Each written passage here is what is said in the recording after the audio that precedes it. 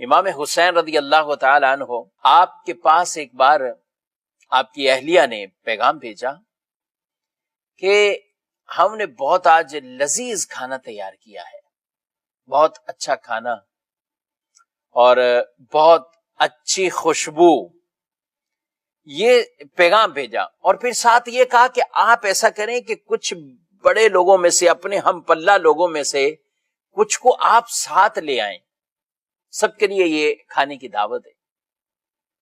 نواسہ رسول امام علی مقام امام حسین رضی اللہ تعالیٰ عنہ آپ وہاں سے نکلے اور مسجد میں چلے گئے، اور مسجد کے اندر جتنے بھی مساکین اور سائلین، مسکین لوگ جو وہاں موجود تھے، آپ نے ان کو ساتھ لیا اور اپنے گھر پر چلے گئے۔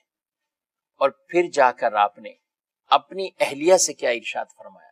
کہا کہ میں تمہیں اپنے اس حق کی قسم دیتا ہوں جو میرا حق تمہارے اوپر ہے، نہ کھانا بچاؤ گی نہ خوشبو بچاؤ گی، یعنی یہ جو مسکین لوگ میں لے کر آیا ہوں تو ان کو کھانا بھی اسی طریقے سے کھلاؤ، اور جو کچھ خوشبو ہے وہ بھی ہم ان میں تقسیم کریں گے۔ اللہ اکبر۔